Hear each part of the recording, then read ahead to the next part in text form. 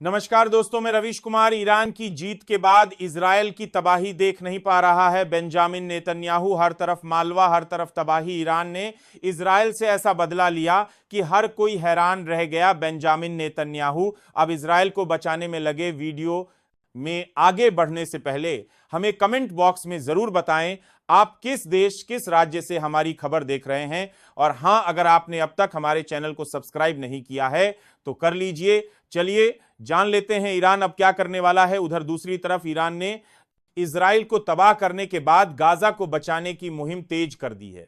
अंदर की खबर है कि जल्द से जल्द गाजा के हालात ठीक करना चाहते हैं अली खमोई, और इसके लिए अगर उन्हें दोबारा इजराइल से युद्ध करना पड़ा तो पीछे नहीं हटेंगे। ईरान पहला ऐसा देश है जिसने हमास और गाजा के लिए जंग शुरू कर दी, और अब वह चाहते हैं कि गजा के हालात जल्द से जल्द ठीक हो और वहां के लोग भी शांति के साथ जिए। लेकिन बेंजामिन नेतन्याहू लगातार गाजा पर अत्याचार कर रहे हैं, और यही कारण है कि ईरान के सुप्रीम लीडर ने यह कि गजा के हालात जल्द से जल्द कर दी।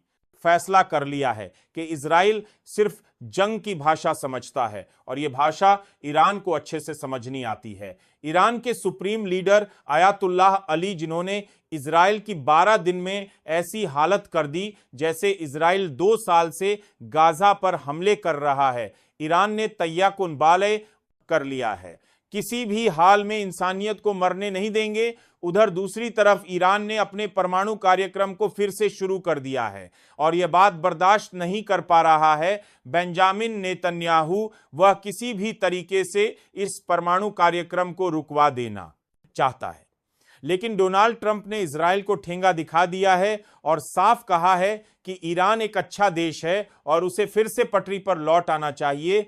आजकल डोनाल्ड ट्रंप इजराइल की बुराई कर रहे हैं और ईरान की तारीफ कर रहे हैं। यह देखकर दुनिया हैरान है कि ईरान ने जो ताबड़तोड़ हमले की है अमेरिका पर और खुली चेतावनी भी दे डाली अली खमोई ने, उसके बाद भी डोनाल्ड ट्रंप चुप है। वह कुछ नहीं बोल रहे, क्योंकि वह अच्छे से जानते हैं कि ईरान उन देशों में से नहीं है जो अत्याचार सहे ईरान पलटकर जवाब देने वालों में से है, और यह ताकत हर किसी में नहीं होती। ईरान ने साफ कहा है, यह तबाही तो छोटा सा एक ट्रेलर था। अगर आइंदा हमारे मामले में किसी ने भी उलझने की कोशिश की तो अंजाम इससे भी बुरा होगा।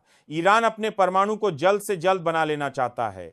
नेतन्याहू को इस बात का डर है कि कहानी ईरान इस परमाणु का इस्तेमाल इजराइल के ऊपर ना कर दे, क्योंकि अगर ऐसा हुआ तो इजराइल एक ही झटके में पूरा बर्बाद हो जाएगा।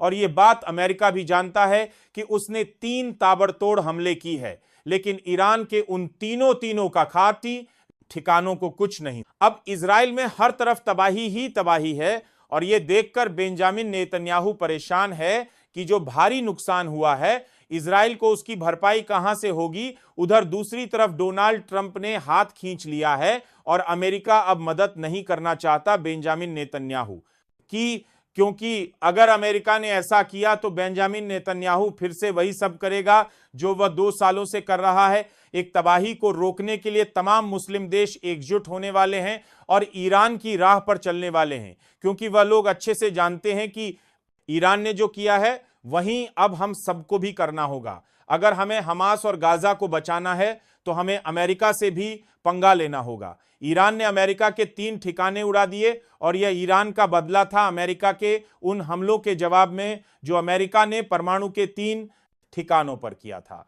ईरान के सुप्रीम लीडर आयतुल्लाह अली ने साफ कहा था कि हमारे देश की तरफ आंख उठाने वाले को सजा जरूर मिलेगी, और वह सजा दे भी रहा है। ईरान ने हाल ही में 700 मोसाद जासूस पकड़े हैं, और उन सबको फांसी की सजा दी जाएगी। जो लोग इजराइल के लिए जासूसी कर रहे थे उनको चुन चुनकर ढूंढ रहे हैं ईरान के जवान, और ढूंढकर उन लोगों को ईरान के सुप्रीम लीडर के सामने पेश किया जा रहा है। यह देखकर इजराइल की बुरी हालत हो गई है।